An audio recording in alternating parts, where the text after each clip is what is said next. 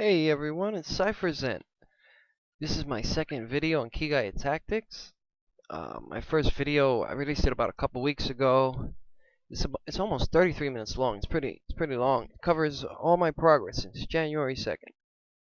And basically, this video is going to cover what I've done in the last 2 weeks. I've been working on interactive objects. Basically, check out this sprite art. This is horrible sprite art I made. See, I drew both of these guys, but when I drew the guy that walks around, like the main guy I'm using, I was referring to original Final Fantasy Tactics assets, and I was drawing pixel for pixel. So this one came out a lot more refined, except I don't have all of the frames. Like, I don't have all of the walking frames. I've seen Final Fantasy Tactics format for their walking characters and the arms and such, and I don't want to make it like that. I can make my own format. So I'm looking at other formats, and I drew this guy. A totally different style and everything, but I have the layers, sorry, not the frames. I've got the layers in the image making software, and I could color this properly. Right now, what's wrong with him is the color palette is totally off, aside from the fact that it's a medieval setting and he has jeans on. But the color palette, that's why he stands out like a light bulb. So I'm just exploring different art styles, and my main focus is just to have a format of the frames. So like left foot, right foot, then I could give that format to the official artist.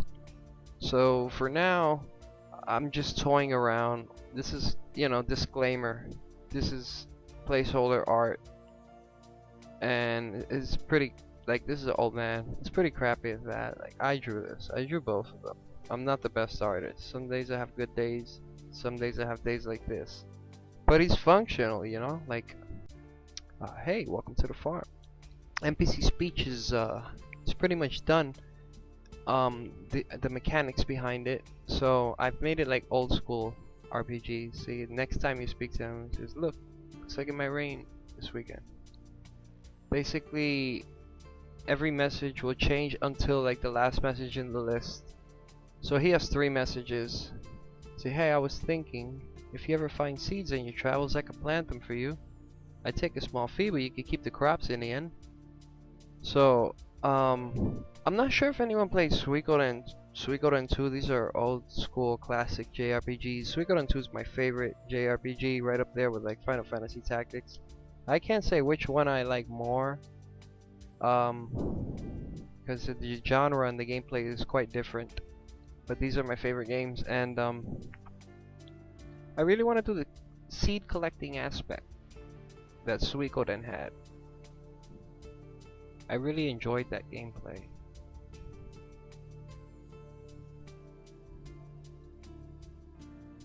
Map switching. That's I'm not sure if I don't think I showed this in my last video.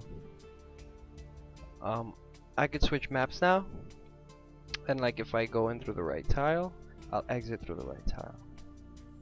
And if I go in through the right tile, I'll enter through the right tile. So it's like the camera for this, the camera positioning has to be arbitrary now that the exits are arbitrary, and that's what I've been working on. What? Oh, sorry, I dozed off a bit there. See, different NPCs. I've got it all in text files, so basically if like it just grabs the NPC image and all of the text from a short file. So I could just like define in as many NPCs as I want now. And that's what I'm working on next. I'm working on interactive objects. The NPC speech is done, as you see, and the treasure chest. This is what I wanted to show. It says too far, but like on this background you can't see it. I've got to change the too far to an image with its own background, but it's detecting my click right now, and I can't get up there because my jump ability is like I can only reach 2 tiles high. So basically when I stand next to it, it'll detect that I'm there. I just don't have the chest opening animation yet and the inventory allocation yet, but I'll be working on that next. Levers and switches is the other interactive objects I wanted to mention. Like, I could have a lever lower the elevation of this tile by 1, so then I could access that chest.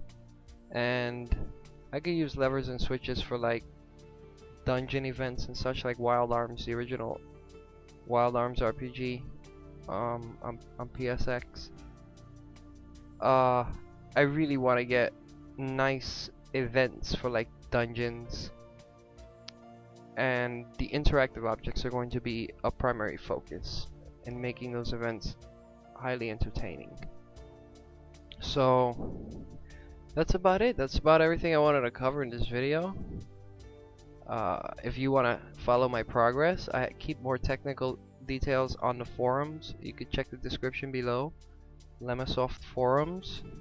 The music in this video, once again, is by Eric Matyas. You can check out in the description below a link to his website. And